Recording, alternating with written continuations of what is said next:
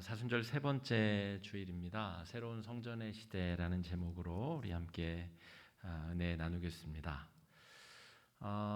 마태, 마가, 누가, 요한 이 네 복음은 예수님의 생애에 대한 기록입니다. 예수님이 어떤 생을 살다가 우리를 구원하시게 되었는지, 그의 탄생부터 죽으심과 부활, 승천까지의 기록이 이 사복음서에 기록되어져 있습니다. 그런데 이 요한복음은 다른 세 권의 복음과는 조금 다른 관점으로 기록되어져 있습니다. 그래서 세 권을 같은 시각으로 본다는 의미로 공관복음이라고 하고, 요한복음은 따로 떼어서 예수님의 생애에 대한 기록이긴 한데 다른 관점으로 보고 있다, 이렇게 봅니다. 그런데 어떤 점에서 과연 다른가라고 할 때, 사역의 공생의 시작을 요한복음은 성전 정화로부터 시작하고 있다는 것이 가장 첫 번째 드러나는 특징입니다. 예수님이 제자를 부르신 다음에 물론 가나 혼인잔치의 기적이 있지만 그것도 중요한 상징적인 의미가 있고, 가장 첫 번째 공적인 활동으로 가나에서 곧장 예루살렘으로 올라가셔서 성전을 정화하시는 일로 예수님의 공적인 생애를 시작하고 있는 것, 그것이 요한복음의 가장 첫 번째 드러나는 특징입니다. 예수님 당시의 유대교는 성전 중심의 종교였습니다. 우리 개신교, 우리가 믿고 있는 신앙과는 완전히 다른 그런 종류의 종교이죠. 예루살렘 성전이 없으면 유대교도 존재할 수 없는 종교가 바로 유대교입니다. 요한복음이 이렇게 시작되는 이유는 유대인들이 그 전에 가지고 있었던 이 성전 중심의 신앙을 예수님이 새롭게 바꾸기 위해 오셨다라고 하는 중요한 메시지를 전하기 위하여 요한복음에서는 성전 정화로부터 예수님의 사역이 시작되고 있는 것이죠. 그러니까 예수님의 3년간의 공생의 삶을 한마디로 바꾸자면 새로운 성전 시대를 열러 오셨다, 이렇게 기록할 수가 있겠습니다. 유대인들은 성전에 1년에 최소 3차례는 가야 됩니다. 유대교의 3대 명절, 오늘도 예수님께서 유대인의 유월절에 성전에 가셨다라고 기록하고 있죠. 그 3대 명절 중에 제일 큰 명절이 바로 유월절 명절입니다. 그리고 유대인들은 이 성전에 제물을 끌고 가서 양이나 염소나 소나 비둘기나 이런 것을 가지고 가서 여러 종류의 제사를 드려야 되는데, 가장 중요한 제사는 죄를 속하는 속죄제입니다. 그래서 이 성전에서 제물을 잡고 제물의 생명을 대신하여 자신의 죄를 동물한테 더 씌우는 거죠. 다음 죄 지을 때까지 이 제사가 나의 죄를 없애주는 효과가 있는 것입니다. 그러니까 성전과 제사가 없으면 유대교는 존재할 수 없는 종교인 것이죠. 그런 의미에서 유대교는 성전 중심의 종교다, 이렇게 말할 수가 있겠습니다. 그런데 예수님은 이제 예수님의 공생애를 시작하시면서 기존에 있었던 예루살렘 성전의 시대가 아니라 전혀 새로운 성전의 시대를 열고 계시는 분으로 오늘 말씀은 기록하고 있습니다. 예수님이 십자가를 지시고 우리를 위해서 돌아가셨을 때 단 한 번의 죽으심으로 말미암아 모든 인류의 과거의 죄와 앞으로 지을 미래의 죄까지 단 한 번의 죽으심으로 모두 사해 주셨잖아요. 우리는 그 죽음으로 우리가 대속의 구원을 받았다, 이런 믿음을 가지고 있잖아요. 그러니까 그 이전에 예루살렘 성전에서 한시적으로 다음 죄 지을 때까지 동물의 생명으로 덮었었던 그 임시적이고 제한적인 사죄를 이제는 더 이상 사용할 필요가 없고, 그 제사를 통해 내 죄를 없앨 필요가 없는 시대, 이제 동물의 제사가 필요 없는 새로운 성전의 시대를 예수님께서 열고 계시다, 그러기 위해서 오셨다 하는 것입니다. 지금 보시는 위의 그림이 봉화라고 하는 겁니다. 봉화가 뭐죠? 옛날에 왜군이 쳐들어온다거나 할 때 말 달려서 이 파발병이 가면 좋은데 시간도 오래 걸리고 하니까 높은 산봉우리들마다 봉화대를 세워가지고 저 불꽃을 3개 피우면 적군이 몰려오는 것이니까 짠짠짠해서 우리 수도까지 개경까지 그 소식을 전해서 대비토록 만드는 것. 고대 시대부터 있었던 원거리 통신 수단이 바로 봉화라고 볼 수가 있죠. 얼마나 멋져요. 이렇게 멋진 구조물에 건물에 불도 활활 타오르고 저런 멋진 통신 수단이 있었는데 지금은 그 어느 나라도 봉화로 소식을 전하는 나라는 없어요. 그냥 유적지로 그냥 옛날에 이렇게 소식을 급하게 전하는 용도로 이런 것이 쓰였어라고 우리 교과서에나 나오는 그런 통신 수단이 되었죠. 아래에 있는 사진은 우리가 지금 거의 모든 분들이 하나씩 들고 다니는 스마트폰이 시작된 장면입니다. 저기 2007년도예요. 그러니까 불과 15년 전에 시작된 새로운 통신 수단이 지금은 우리 모두의 일상을 지배하고 있는 것이죠. 지금은 어느 누구도 봉화 시대로 돌아가고자 생각하거나 그래야 된다고 주장하는 사람은 아무도 없습니다. 왜 봉화와 스마트폰을 제가 보여드렸냐면 지금 예수님께서 새롭게 선포하시고 있는 새로운 성전의 시대는 마치 이런 차이와 유사하다. 사실은 그거보다 더 현격한 차이가 나지만 우리가 이해할 수 있는 수준은 봉화와 스마트폰 정도로 큰 차이가 있는 새로운 시대를 열기 위해 예수님께서 이 땅에 오셨다는 것이죠. 그런데 안타깝게도 유대인들은 예수님께서 하시고자 하는 이야기를 제대로 이해하지 못합니다. 그래서 결국에 예수님을 십자가에 못 박혀 죽게 만드는 그런 일을 유대인들이 저지르게 되죠. 그래서 오늘 우리가 함께 읽은 말씀, 우리 고린도전서 1장 말씀에도 이 하나님께서 사용하신 새로운 방법, 이 십자가의 구원의 방법을 유대인들이 이해하거나 받아들일 수 없었기 때문에 결국에 예수님이 십자가에 달려 돌아가시게 되었고 또 전도의 미련한 방법을 통하여 이 구원의 방법을 전하기 시작하셨다. 그런 내용이 고린도전서 1장의 말씀입니다. 안타깝게도 유대인들은 이 예수님이 말씀하신 새로운 성전에 대한 이해를 할 수가 없었어요. 그런데 잘 생각해 보면 그럴 만도 하였겠다 이런 생각이 듭니다. 오늘 유대인들이 지금 그렇게 자랑스럽게 여기는 성전, 이 성전의 이름은 헤롯 성전이라고 불립니다. 예루살렘에 존재했었던 세 번째 성전, 첫 번째는 솔로몬이 지었었고요. 두 번째는 스룹바벨이라고 하는 사람이 유대 포로로 끌려갔다가 돌아와서 지은 스룹바벨 성전이 있고요. 그것을 증개축해서 새롭게 만든 성전이 이 헤롯 성전입니다. 근데 오늘 말씀에 보면 유대인들이 예수님께 비아냥거리듯이 그런 말을 합니다. 야, 이 성전 46년 만에 지어진 성전인데 지금 이것을 부수고 사흘 만에 헐겠다고? 이런 이야기를 유대인들이 합니다. 사실은 46년 만에 지어진 건물이 아니고 이 헤롯 성전은 약 80여 년간 지어집니다. 예수님이 태어나시기 전에 한 20년 전, 그러니까 기원전 20년부터 짓기 시작해가지고 기원 후 63년 정도에 완성이 됩니다. 그러니까 여전히 지금 이제 짓고 있는 거죠. 지금 스페인 바르셀로나에도 가우디라는 사람이 지은 그 성당이 아직도 짓고 있잖아요. 그런 것처럼 워낙 스케일이 방대한 이 성전이다 보니까 지금 46년째 짓고 있고 앞으로 몇십 년을 더 지어야 완공되는 어마어마한 규모의 성전이라는 것이죠.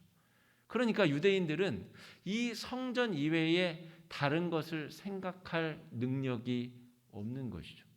그래서 예수님께서 그 새로운 성전의 시대를 여는 그 사전 작업으로 성전 정화라는 행동을 통하여 예수님께서 이 땅에 왜 오셨는지, 우리 가운데 어떤 일을 행하실 것인지를 지금 시연에 보여주고 계시는 장면이 오늘 말씀입니다. 이 헤롯 성전을 조금 더 우리가 살펴봐야 유대인들이 왜 그런 행동을 했는지 우리가 좀 이해할 수 있습니다. 세상에서 제일 유명한 담벼락은 아마 이 담벼락입니다. 통곡의 벽이라고 하는 담벼락인데요. 지금 사람들이 어루만지고 있는 이 성벽이 굉장히 높죠. 그런데 지금 사람들의 손이 닿는 그 부분이 예수님 당시에 축조되어 있었던 이 헤롯 성전의 축대 부분입니다. 성전의 기단 저 아랫부분의 축대 부분인 것이죠. 그리고 그 윗부분은 다 허물어졌다가 그 후대에 다시 쌓고 다시 쌓은 부분. 근데 지금 손 닿고 있는 그 부분은 예수님 당시에 이 헤롯 성전의 축대 부분입니다. 그러니까 지금 저기 있는 대부분의 사람들은 유대교인들이잖아요. 성전 중심의 종교인 유대교인들이 자신들의 이 우상 숭배와 죄악 때문에 무너져 내린 이 성벽의 잔재, 그 헤롯 성전의 기단 부분을 붙잡고 통곡하며 울부짖으며 한탄하고 기도한다. 그래서 저 성벽의 이름이 통곡의 벽입니다. 이 통곡의 벽 이 윗부분이 어떻게 생겼는지 한번 보겠습니다. 이건 상상도로 그린 그림인데요. 저 사진의 중앙 부분에 제가 빨간색 동그라미 쳐놓은 부분이 그 축대의 부분, 통곡의 벽, 그 축대의 하단 부분입니다. 그러니까 저 예루살렘 성전, 헤롯 성전은 어마어마한 크기, 지금 따져보면 축구장을 한 5개 정도 이렇게 합해 놓은 크기이고요. 예루살렘 구도심의 20%를 이 성전이 자리하고 있었습니다. 엄청난 규모의 성전이 예루살렘에 버티고 있었고, 그 성전을 중심으로 유대인들은 자신의 종교 생활을 진행하고 있었다라고 하는 것이죠. 가운데 부분에 제일 중요한 성소 부분을 좀 더 확대해 보겠습니다. 이렇게 생겼는데요. 지금 잘 보이시지도 않으실 텐데, 이 지금 보면 아래 이 오른쪽에 보면 넓은 뜰이 있죠. 이방인의 뜰이라고 불리는데, 저 건너편, 그러니까 남쪽에도 저런 똑같은 공간이 있습니다. 저 공간에서 사람들이 짐승을 사고 팔고 환전상들이 돈을 바꾸고 하는 일들을 했습니다. 예수님께서 이 이방인의 뜰에서 동물들과 환전상들을 쫓아내셨다 하는 것이고요. 그 가운데 넓은 부분이 여인들의 뜰이라고 부릅니다. 왜 여인들의 뜰이냐면, 유대인이면 여성들도 저기까지는 들어갈 수 있다. 남성들은 무조건 들어갈 수 있고요. 그래서 여인들의 뜰이라 불리고요.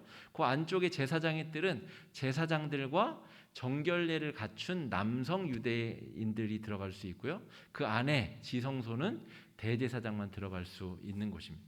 이 어마어마한 스케일로 지어진 성전이 바로 이 헤롯 대왕의 성전이다 하는 것이죠.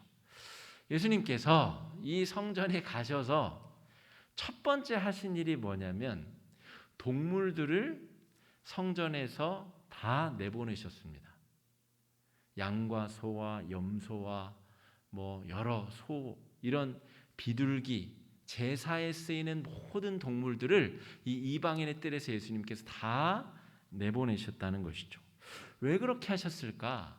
제가 아까 설명드린 대로 새로운 성전의 시대가 열린다는 의미에서는 예수님께서 십자가에 달려 돌아가시면 더 이상 동물의 피는 필요가 없어지게 됩니다. 그렇죠?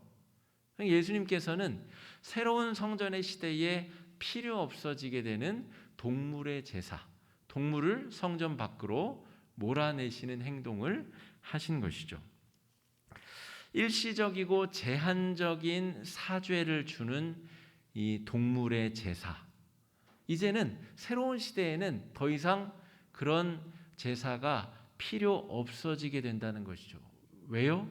하나님의 아들 독생자 예수님이 우리를 대신하여 그 죄값을 감당하실 것이기 때문에 새로운 시대를 준비하게 하기 위해서 예수님은 동물들을 성전에서 내보내셨습니다. 우리는 지금 사순절 기간을 보내고 있는데요. 우리들 마음속에 성령께서 우리 마음에 거주하시기 때문에 우리는 흔히 우리의 몸을 성전이다 이렇게 부릅니다. 우리 몸에서, 우리의 마음에서 예수님이 동물들을 내쫓으셨듯이 우리 마음에서 몰아내야 될 이 동물들은 없는지 우리가 좀 성찰해 볼 수 있는 그런 사순절 기간이 되면 좋겠습니다. 제가 사순절을 시작하면서 금욕적으로 살지 마시고 말씀 묵상하고 기도하고 더 다른 곳에 에너지를 쏟아봅시다 이렇게 권면을 드렸습니다. 뭔가 하지 않는 것에 에너지를 집중하기보다는 무언가를 하는 것에 의미를 집중해 보자는 것이죠. 이 사순절 기간에는 우리가 우리 마음을 잘 들여다봐야 됩니다. 이 동물들이 의미하는 것이 뭐죠? 동물 제사가 의미하는 것은 임시적인 것, 또 제한적인 만족을 주는 그 모든 것을 의미합니다. 우리에게 절대적인 만족과 온전한 구원을 주실 수 있는 분은 예수님 한 분밖에 없는데 우리 마음속에는 우리가 예수님을 믿고 있음에도 불구하고 여전히 임시적인 만족을 주는 여러 가지 동물의 제사들이 우리 마음 가운데 여전히 존재하고 있는 것은 아닌지 우리가 살펴볼 필요가 있다는 것이죠. 살다 보면 우리에게 때로 어려움들이 찾아오죠. 건강의 위험과 경제적인 어려움과 인간관계의 어려움과 삶의 문제가 뚫고 나가지 못하는 장벽에 직면하게 되는 순간들이 있습니다. 그때 우리는 정말 예수님만이 나의 온전하고 유일한 구원자라는 믿음으로 그 어려움을 뚫고 나가고 있는지 아니면 너무나 쉽게 낙심하고 낙담하고 내가 믿고 의지할 만한 관계들과 돈과 여러 다른 수단들에 집착하고 있는 것은 아닌지 우리가 스스로를 잘 돌이켜보는 사순절이 돼야 된다는 것이죠. 예수님은 성전에 올라가셔서 먼저 동물들을 다 내보내셨습니다. 이제는 동물의 제사가 필요가 없다.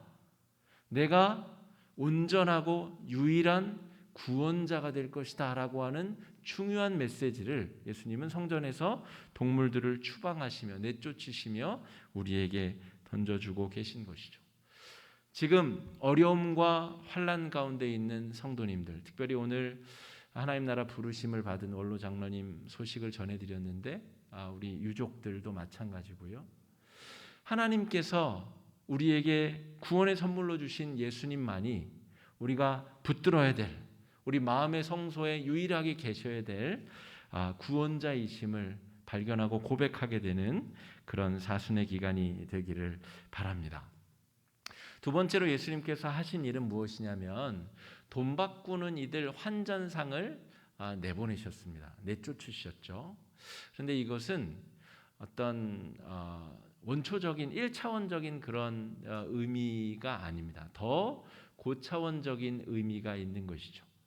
무엇이냐면 이 헤롯 성전이 으리으리하고 어마어마하게 지어졌지만 예수님이 보시기에 이 성전은 성전의 기능을 완전히 잃어버린 장소라고 예수님이 판단하신 것입니다. 환전상이라고 불리는 이 사람들이 의미하는 것, 그것 너머에는 어마어마한 이 종교적인 이 다른 목적과 욕망들이 이 헤롯 성전 안에 녹아져 있다는 것을 우리가 발견하게 됩니다. 성전의 근본적인 존재 이유는 바로 이것입니다. 우리의 죄를 없애고 하나님과의 관계를 회복하는 장소가 성전이죠. 성전의 기능은 그것인데 예수님이 오셔서 환전상을 내쫓으시면서 지금 바라보고 있는 현장은 그것이 아니라 바로 환심을 얻기 위한 건물, 또 권력 창출의 도구로 쓰임받고 있는 성전, 예수님은 이것을 지금 꾸짖고 계시다는 것이죠.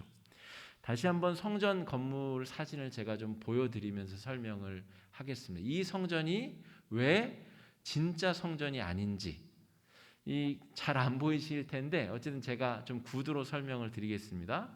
제일 윗부분에 제가 동그라만 이 검정색 동그라미를 쳐놓은 부분 이름이 안토니오 요새라고 하는 곳입니다.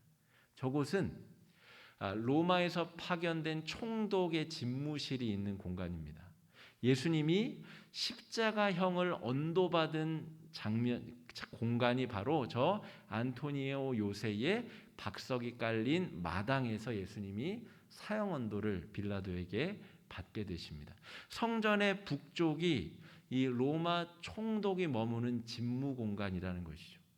그러니까 이 헤롯 성전은 그냥 하나님을 경배하고 인간의 죄를 없애기 위한 공간이 아니라 모든 인간들의 욕망이 집약된, 사람들을 자기 뜻대로 조종하고 이 겁박하기 위한 힘들이 모인 공간이 헤롯 성전이라는 것이죠. 이 성전을 짓기 시작한 사람이 헤롯이라고 말씀드렸는데, 헤롯은 유대인이 아닙니다. 저 이두메 사람, 에돔 사람이죠. 그런데 돈도 많고 정치력이 좋아서 이 유대 땅의 통치권을 사들입니다. 그래서 이 유대 땅을 이제 다스려야 되는데 자신은 유대인이 아니에요. 그래서 유대인 중에 아내를 맞아들이고 유대인들의 환심을 얻기 위해서 엄청난 규모의 성전을 짓기 시작합니다. 그러니까 이 성전은 하나님을 섬기기 위한 공간이 아니라 자신이 유대인들을 더 효과적으로 통치하기 위해서 지은 건물일 뿐인 것이죠. 그렇기 때문에 북쪽에 안토니오 요새를 만들고 총독의 집무실을 거기다 두게 만든 것입니다. 이쪽 왼쪽의 파란색 동그라미는 이 아치가 되어 있고 성전에 진입하는 길이 되어 있는데, 그곳은 일반인들은 접근할 수가 없는 길입니다. 그곳은 유대인 중에 고관 대작들만, 힘 있는 사람들만 따로 진입할 수 있는 길을 따로 만들었다는 것이죠. 하나님 앞에 만민이 평등한 것이 아니라 일반인들은 저 남쪽에 있는 문을 통과했어야 되고, 힘 있는 사람, 권력 있는 사람, 돈 많은 사람은 이 다른 통로, 아주 잘 만들어져서 비도 안 맞는 길로 그렇게 통행하였다는 것입니다. 그러니까 이 공간은 하나님을 섬기기 위한 성전이 아니라 사람의 욕망을 이루고 사람들의 공고한 힘을 더 강하게 하기 위한 그런 건물이다.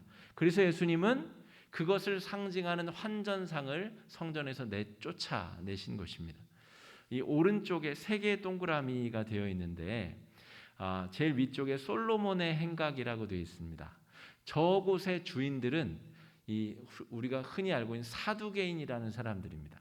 유대인 중에서 이 성전에 기생하며 힘과 권력과 돈을 유지하려고 했었던 집단, 그 사람들이 맨날 모여가지고 악행을 구상하고 예수님을 어떻게 죽일까 저기 모여서 회의한 것입니다. 솔로몬 행각이라고 불리는 곳이고요. 아래쪽에 보면 왕의 행각이라고 불리는 곳은 이 유대인들이 아니라 이방인들 중에서 힘 있고 권력 있는 사람들이 저기서 포럼을 만들고 저기서 서로 자신들의 계략을 쌓고 어떻게 하면 이 유대 땅을 더 자기들이 수월하게 통치할 수 있을까를 논의했었던 공간입니다. 그리고 사내들인 회관이라고 되어 있는 그곳은 우리가 지금 쉽게 설명하면 국회라고 보시면 됩니다. 그러니까 유대 땅에 종교 지도자 71명이 모여서 회의를 하고 중요한 의결을 했었던 공간. 잘 보시면 성전을 둘러싸고 온갖 정치적인 욕망과 사적인 이익을 추구하려는 이들이 잔뜩 몰려 있는 곳, 이곳이 예수님이 바라보셨던 성전이라는 것이죠. 그래서 예수님은 채찍을 내려치시며 환전상을 내쫓으십니다. 사실 환전상을 내쫓으신 것이 아니라 하나님의 성전을 모욕하고 있는 많은 사람들을 다 성전에서 내쫓는 행위를 하셨던 것이죠. 예수님만이 완전하고 유일한 화해의 중보자이심을 우리는 정말 믿고 있는가? 예수님을 도구로 삼아서 자신의 재산을 증식하려고 하는 시도들, 부끄럽게도 한국 교회 안에는 그런 일들이 너무 많이 있었습니다. 몇 차례 제가 예배 시간에 언급했었던 교회의 목사직을 자식에게 대물림하는 그런 행위 역시도 오늘 예수님께서 환전상을 교회에서 내쫓으신 그것과 아주 명확하게 관련이 있는 행위들이다라고 하는 것이죠.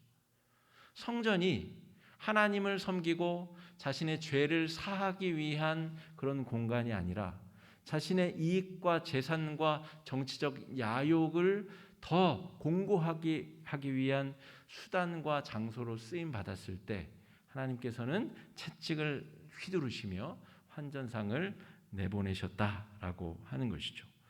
이 사순의 기간 우리는 아주 중요한 자기 성찰을 하나님 앞에 할 필요가 있는 것입니다. 이 사순절의 기간은 우리 안에 정말 새로운 성전의 시대가 확실하게 열렸는가?